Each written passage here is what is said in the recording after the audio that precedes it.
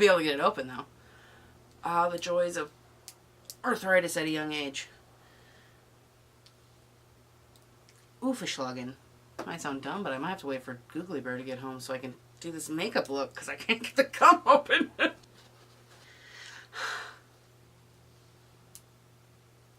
Oh, sweet mother of mercy. This has nothing to do with me being a woman. Oh gosh.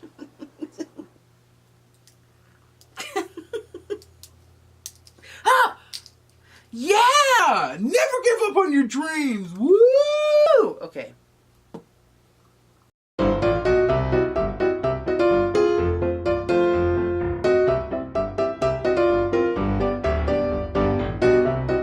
It's the best friend you didn't know you needed, and today is the first annual Halloween makeup roulette.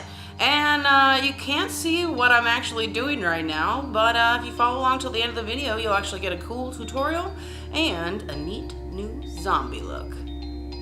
All right, let's see what we get. Yeah.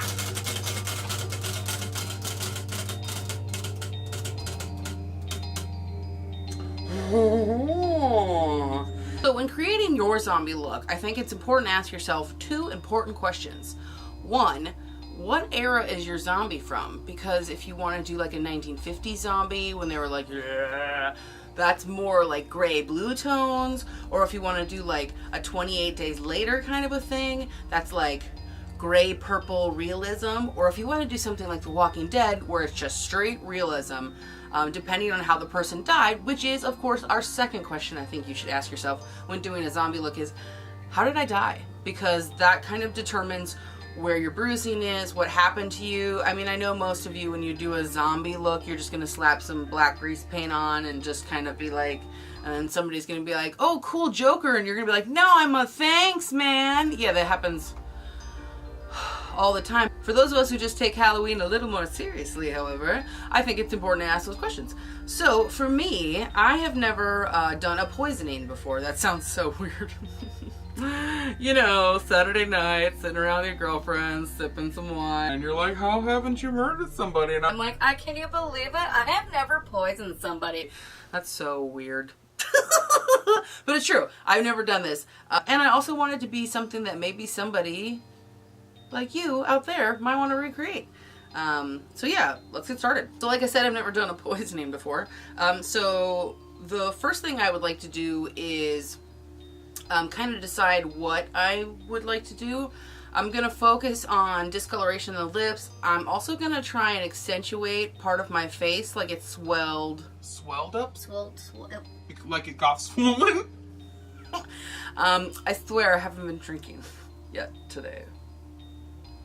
Anyways, yeah, so I'm going to try and accentuate part of my face like it is swelled up.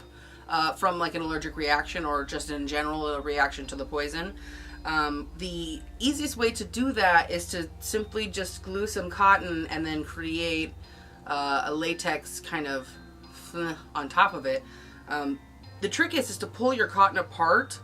Cotton balls are just perfect for this kind of stuff, or you can use the cotton rounds. I just like cotton balls when I'm trying to accentuate or make something bulbous, just because they're fluffy like little clouds.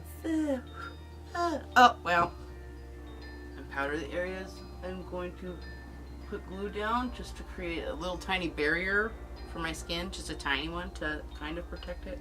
I'm also going to Vaseline my eyebrow.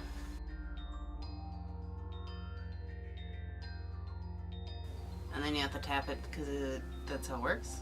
You have to tap it until it gets tacky, otherwise it won't really work.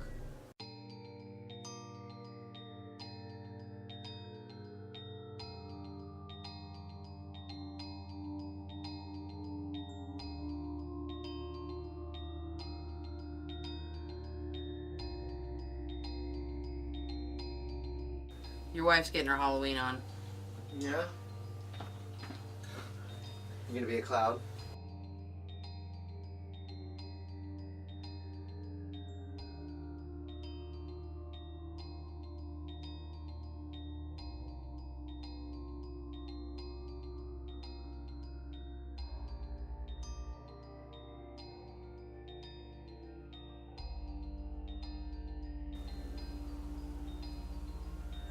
You have to be careful. There's this kind of stage in latex where you kind of play with it a little bit before it's, right after it's liquid and before it gets too sticky and before it hardens.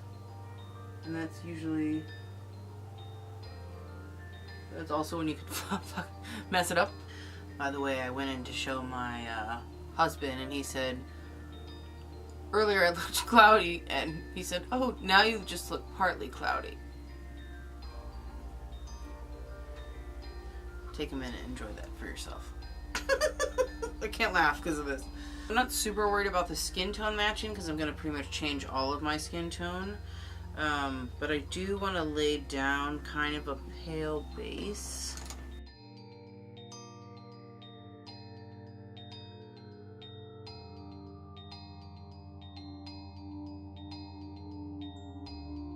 So I have like a nice general base now, but I want it to be more zombie-like, of course.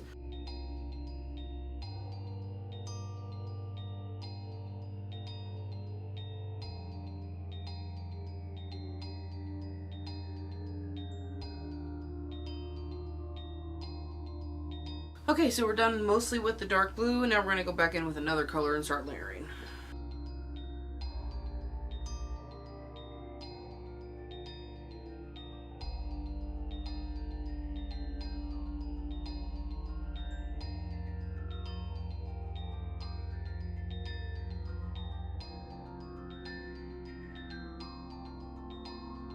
Alright, so we're almost done. I'm going to line my eyes. I like to use a lip liner for the bottom. It just looks a little more angry, bloody, sexy, cool. Ew, that's gross. Okay, so one of the last things that I like to do is I like to go in and do like kind of like veiny kind of things, especially for like this kind of zombie look. So I just take a super duper extra thin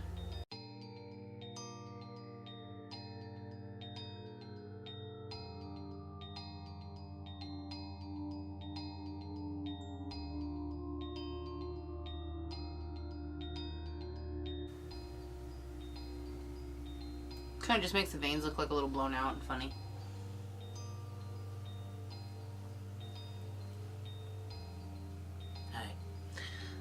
And then that's pretty much it, unless you want to do like blood and guts and stuff, but I don't feel like getting like super duper extra gooey.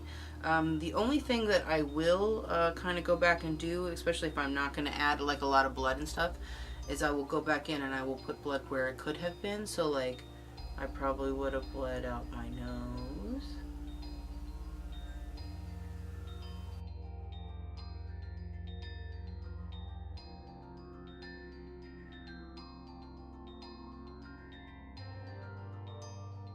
I just like to dust some translucence powder over everything so it takes away a little bit of the shine.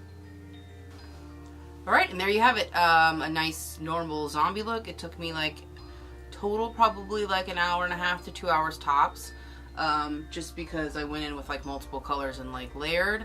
I kind of went, I originally thought I was going to go more current, but I went a little old school in the coloration just because I think it fit more with everything that was going on in here. I think I'm going to go back in and add like a couple more touches of yellow, and then put on like the last finishing like detail looks, and then I will see you for the final look. Ooh.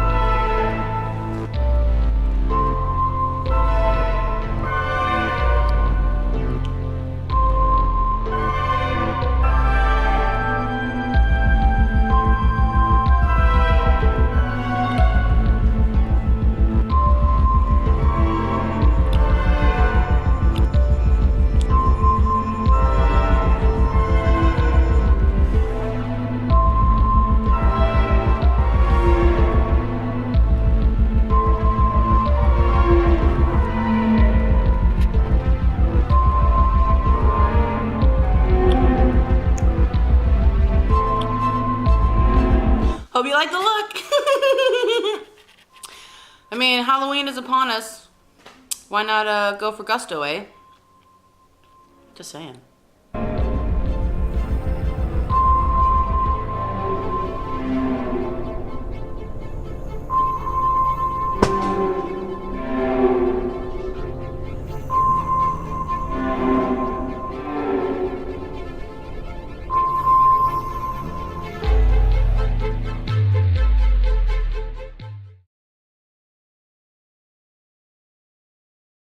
I almost forgot to film one of my favorite parts. Happy Halloween, everybody. Happy Halloween. Okay. Oh. Only slight mutton chops, not bad.